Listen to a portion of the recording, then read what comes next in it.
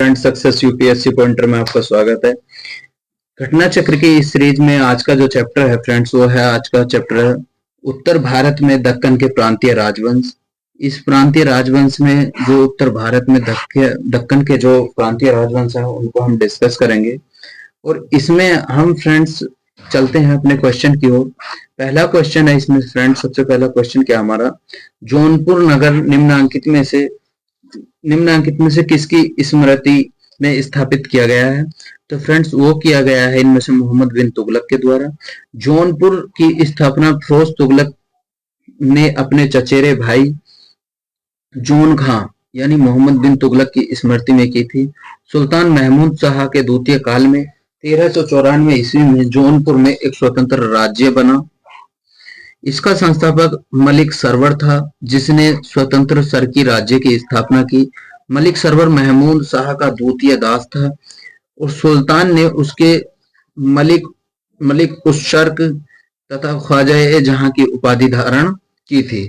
ठीक है फ्रेंड्स, हमारा फिर नेक्स्ट क्वेश्चन आता है इनमें से, जौनपुर नगर की स्थापना किसने की थी? तो जौनपुर नगर की जो स्थापना की थी वो फिरोज शाह तुगलक ने की थी। फ्रेंड्स, सरकी के सुल्तानों में निम्नलिखित स्थानों में से किसे पूर्व सिराज कहा जाता था? तो फ्रेंड्स वो कहा जाता था जौनपुर को। इब्राहिम शाह सरकी जौनपुर में सरकी वंश का सबसे महान शासक था। वह विद्या और कला का प्रेमी था। उसके शासनकाल में एक नवीन प्रकार की शैली थी जिसे सरकी शैली कहते हैं। इस शैली में साधारण प्रकार की मीनारें हटा दी गई, उनमें हिंदू प्रभाव में चिन्हांकित झलकने लगे। उसने स्वयं सिराज की उपाधि धारण कर उसके समय में जौनपुर की संस्कृतियों ख्यातियों की तरफ से फैल गई और जौनपुर में भारत का सिराज नाम से विख्यात हो गया। निम्न स्थानों पर किसे भारत का सिराज कहा जाता है? तो वो कहा जाता है जौनपुर को। जौनपुर राज्य का अंतिम शासक कौन था? हुसैन शाह था। जौनपुर शहर की स्थापना 14वीं शताब्दी में सुल्तान फिरोज शाह तुगलक ने की थी और अपने चचेरे भाई मोहम्मद बिन तुगलक की स्मृति किया था। सुल्तान मोहम्मद बिन तुगलक का वास्तविक नाम जोन खां था और 1394 में मलिक सरवर ने जौनपुर में स्वतंत्र सरकी राज्य की स्थापना की थी। सरकी शासकों ने लगभग 85 वर्षों में स्वतंत्रता पूर्वक शासन किया, किंतु 1479 ईस्वी में बहलोल लोदी ने इसके अंतिम शासक हुसैन शाह सरकी को पराजित कर जौनपुर को पुनः दिल्ली का सल्तनत अंग बना लिया और जौनपुर पूर्व भारत सिराज कहा जाता था। ठीक है फ्रेंड, अब आता हूं क्वेश्चन नंबर हमारा 6। कश्मीर का शासक जो कश्मीर का अकबर के नाम से जाना जाता है वो है जैनुल उल आबिदीन।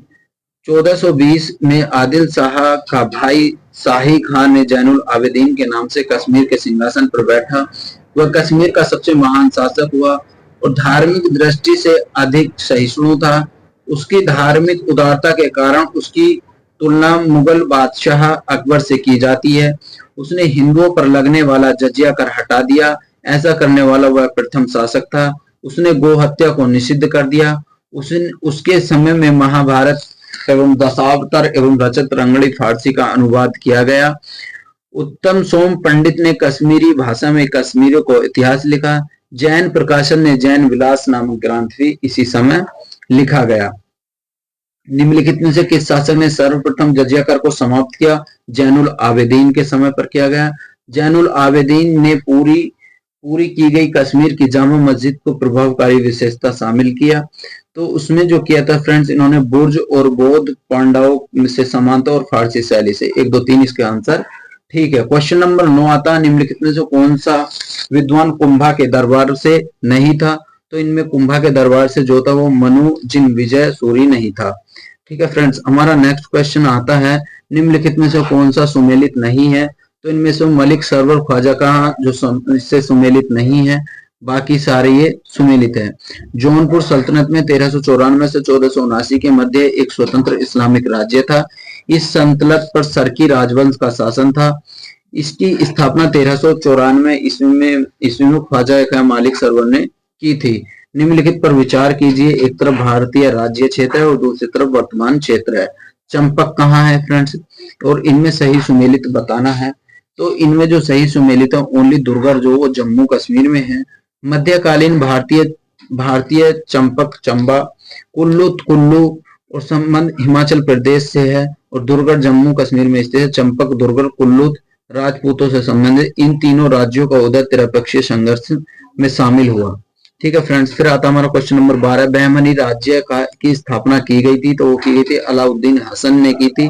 दक्कन के अमीरान सादान के विद्रोह के परिणाम स्वरूप मोहम्मद बिन तुगलक के शासनकाल के अंतिम दिनों में बहमनी साम्राज्य की स्थापना जफर खां हसन गंगू नामक एक सरदार ने अलाउद्दीन हसन बहमन शाह की उपाधि धारण करके 1347 में सिंहासन रूढ़ हुआ।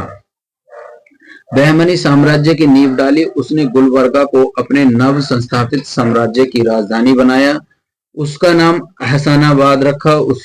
अपने साम्राज्य के लिए उसने इसे 4 तरफों अथवा प्रांतों में विभाजित किया, और गुलबर्ग, दौलताबाद, बरार और बीदर में प्रत्येक प्रांत के शासक के अधीन था। बहमनी राज्य का संस्थापक कौन था? बहमनी राज्य का जो संस्थापक था अलाउद्दीन हसन था। बहमनी राज्य की स्थापना किस वर्ष हुई थी? तो बहमनी राज्य की स्थापना 1347 में हुई थी। बहमनी राज्य की प्रथम राजधानी निम्नलिखित में से कौन थी? तो गुलबर्गा थी। दक्षिण में बहमनी राज्य का संस्थापक निम्न में से कौन सा था? तो दक्षिण में से इनका वो हसन गंगू था। बहमनी राज्य स्थापित हुआ था, वो हुआ था 14वीं शताब्दी ईसा में। ठीक है फ्रेंड्स, अब आता सूची फर्स्ट को सूची सेकंड से मिलाना। आदिल शाह अहमदनगर, और इसमें बताना सही उत्तर दें। कुतुब शाही बीजापुर, तो इसमें जो मिलेगा ना फ्रेंड्स, वो इनमें से मिलेगा। जैसे आदिल शाह मिलाना, तो आदिल शाह जो मिलेगा फ्रेंड्स, वो मिलेगा आदिल शाह की डायनेस्टी बीजापुर, और कुतुब शाही की जो वो है गोलकुंडा है, और निजाम शाही का जो है वो अहमदनगर है, और सरकी का जो है फ्रेंड्स, वो सरकी का जो है वो जौनपुर है। ठीक है फ्रेंड, इस प्रकार आपका आंसर जो निकल के आएगा वो डी आएगा। बीजापुर में आदिल शाही राजवंश की स्थापना यूसुफ आदिल शाह ने की थी, और कुतुब शाही वंश की स्थापना गोलकुंडा में कुतुब अली शाह की थी। निजाम शाही वंश की स्थापना अहमदनगर के मलिक मोहम्मद ने की थी। सरकी राजवंश में जौनपुर शासन की स्थापना सरवन नामक हिजड़े ने की थी। ठीक है फ्रेंड, किसकी स्थापना? इस वंश की, सरकी शाही राजवंश की स्थापना, सरकी शाही राजवंश ने जौनपुर शासन किया था, तथा इस वंश की स्थापना मलिक सरवक नामक हिजड़े ने की थी, सरकी शाही राजवंश की। निम्नलिखित में से मुस्लिम शासकों को किसकी उसकी धर्मनिरपेक्षता के आस्था के कारण उसकी मुस्लिम प्रजा में जगत गुरु कहकर पुकारती थी? तो फ्रेंड्स, वो पुकारती इब्राहिम आदिल शाह की।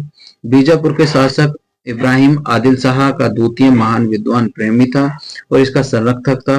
उसकी प्रजा उसके उदार दृष्टिकोण एवं उसके जगत गुरु की उपाधि से संबोधित करती थी। गरीबों की सहायता के कारण उसने अबला बाबा या निर्धनों का मित्र भी कहा जाता था।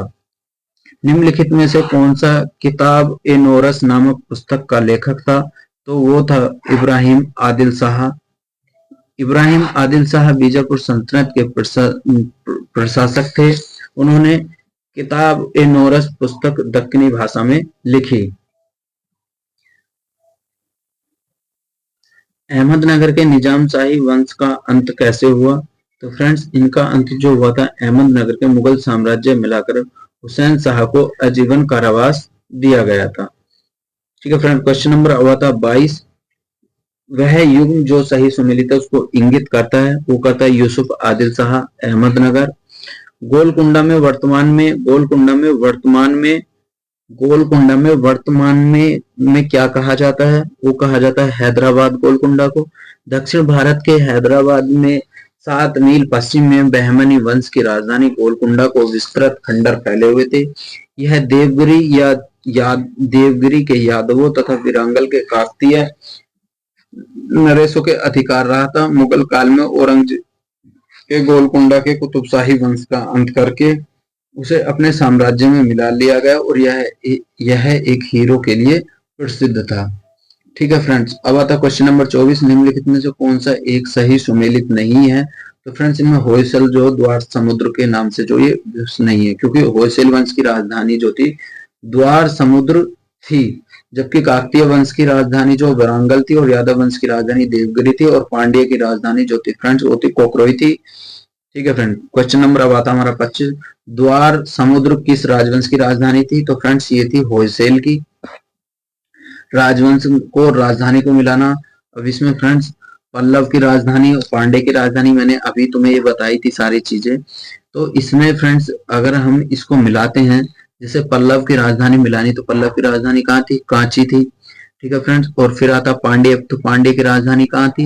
ये थी मदुरा थी। और यादव की राजधानी कहाँ थी? विरंगल थी।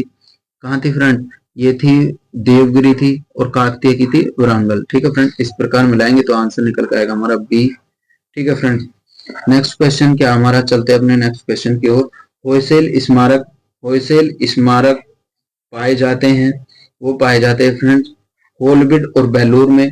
होयसेल राजवंश की राजधानी द्वार समुद्र वर्तमान में नाम होलीबिड के नाम से, जो कर्नाटक के हासन जिले में है। इसकी ख्याति की स्थापत्य विरासत उनका विसरण जो है हॉलीवुड में वर्तमान में मंदिरों में होयसेल का प्राचीन मंदिर विख्यात है। यह मंदिर 12वीं और 13वीं सदी का है। इसमें होयसेल काल के निर्मित चन्नेकेश्वर मंदिर बेल्लोर में अवस्थित है। इस मंदिर का निर्माण होयसेल वंश के शासक विष्णुवर्धन ने करवाया था। ठीक है फ्रेंड, नेक्स्ट आता हमारा होयसेल की प्राचीन राजधानी द्वार समुद्र का वर्तमान नाम था, वो था सी हेलेविड। निम्नलिखित में से किस स्मारक का वह गुंबद था जो संसार में विशालतम गुंबदों में से एक है? तो फ्रेंड्स वो है गोल गुंबद बीजापुर। बीजापुर के मोहम्मद आदिल शाह का मकबरा गोल गुंबद के नाम से विख्यात है।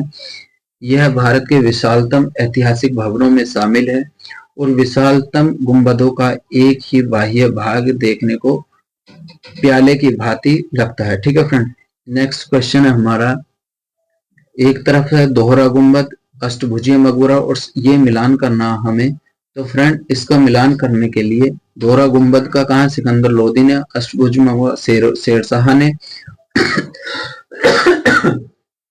सॉरी फ्रेंड्स सत्य मेहरबान बलबन ने बनाओ, और गोल गुंबद जो मोहम्मद आदिल शाह ने बनवाया।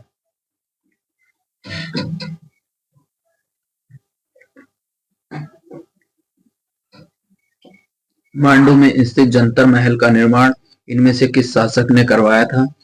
तो फ्रेंड्स इनमें से जो कराया था मांडू के जहाज महल का जो स्मारक महल का निर्माण कराया तो सुल्तान गयासुद्दीन खिलजी ने करवाया था। मांडू के जहाज महल का निर्माण निम्नलिखित में से किस शासक ने करवाया था? फ्रेंड्स तो ये इसमें सुल्तान गयासुद्दीन तुगलक नहीं है। गोजरी महल किसने बनवाया था? तो फ्रेंड्स मानसिंह ने बनवाया था। गोजरी महल राजा मानसिंह तोमर 1510 में बनवाया था। और इस क्षेत्र में अद्भुत नमूना राजा मानसिंह की विजेता भी थी। और निम्नलिखित युग में से कौन सुमेलित नहीं है?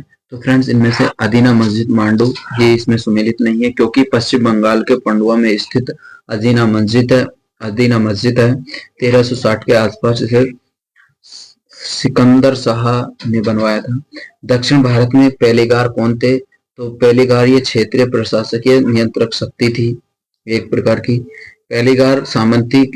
पेलेगार एक सामंती उपाधि थी जो दक्षिण भारत के नायक शासकों द्वारा 16वीं से 18वीं शताब्दी के दौरान नियुक्त एवं प्रशासकीय और सैन्य नियंत्रकों का एक वर्ग को प्रदान की गई थी। तो ठीक है फ्रेंड्स, ये हुआ हमारे भारत के दक्कन राज्यों का इतिहास, और इसमें हमने घटना चक्र के सारे क्वेश्चन सोल्व किए। मिलते हैं नेक्स्ट वीडियो में।